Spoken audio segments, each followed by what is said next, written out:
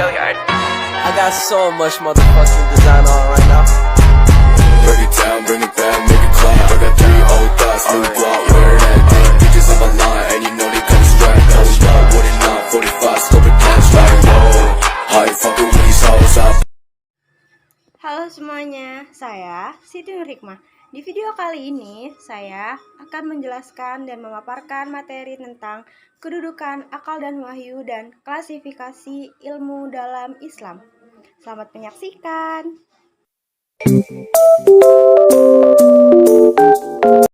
Akal dan wahyu.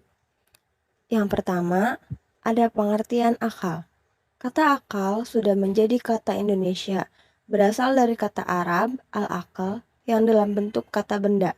Al-Quran hanya membawa bentuk kata kerjanya akaluh dalam 1 ayat, ta'kilun dalam 24 ayat, na'kil dalam 1 ayat, ya'kiluha dalam 1 ayat, dan ya'kilun dalam 22 ayat.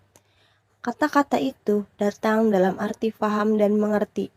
Maka dapat diambil arti bahwa akal adalah peralatan manusia yang memiliki fungsi untuk membedakan yang salah dan yang benar, serta menganalisis sesuatu yang kemampuannya sangat luas. Selanjutnya, pengertian wahyu.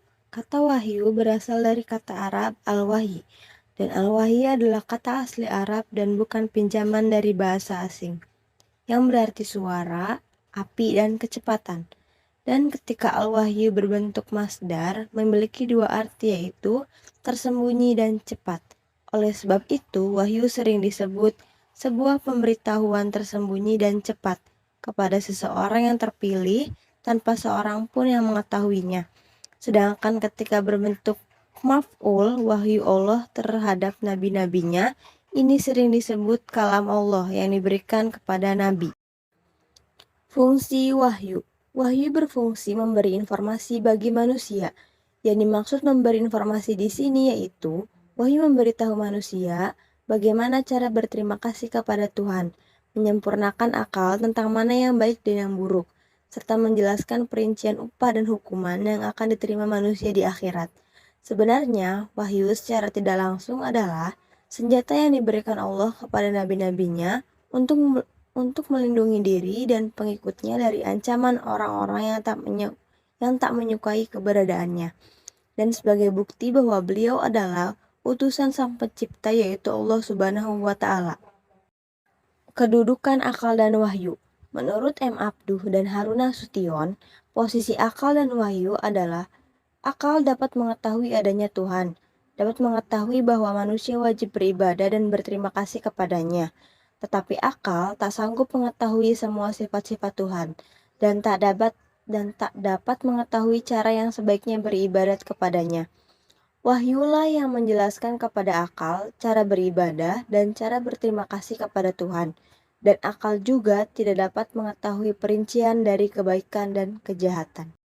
Selanjutnya ada klasifikasi ilmu dalam Islam. Klasifikasi ilmu. Secara umum, ilmu dalam Islam dapat diklasifikasikan ke dalam 3 kelompok, yaitu meliputi metafisika, matematika, dan ilmu-ilmu fisik. Melalui 3 kelompok ilmu tersebut, lahirlah berbagai disiplin ilmu pengetahuan. Misalnya, dalam ilmu-ilmu metafisika terdapat materi ontologi, teologi, kosmologi, angelologi, dan eskalogi. Dalam ilmu-ilmu matematika, kita dapat mempelajari geometri, aljabar, aritmatika, musik, dan trigonometri. Dan dalam ilmu-ilmu fisik, kita akan mempelajari ilmu tentang fisika, kimia, geologi, geografi, astronomi, dan optika. Klasifikasi ilmu dalam Islam menurut para ulama.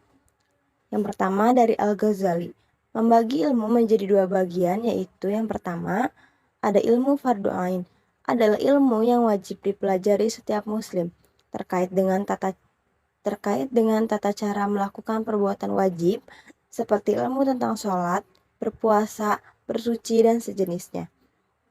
Yang kedua, ada ilmu fardu kifayah, adalah ilmu yang harus dikuasai demi tegaknya urusan dunia seperti ilmu kedokteran, astronomi, pertanian, dan sejenisnya.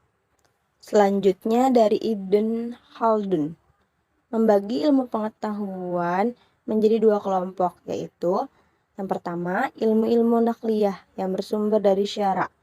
Yang termasuk dalam ilmu nakliyah adalah ilmu tafsir, ilmu qinaah, ilmu hadis, ilmu ushul fikih, ilmu kalam, bahasa Arab yang terdiri dari linguistik, gramatika, retorika, dan sastra. Yang kedua, ilmu akliyah atau ilmu falsafah yang bersumber dari pemikiran.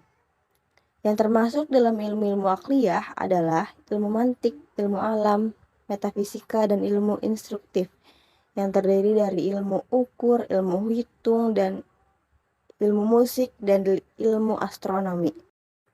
Selanjutnya dari Nurcholish Madjid, yaitu cendekiawan muslim asal Indonesia, mengelompokkan ilmu-ilmu keislaman ke dalam 4 bagian, yaitu yang pertama ilmu fikih, membidangi segi-segi formal peribadatan dan hukum. Yang kedua, ilmu tasawuf, membidangi segi-segi penghayatan dan pengamalan keagamaan yang tidak lebih bersifat pribadi.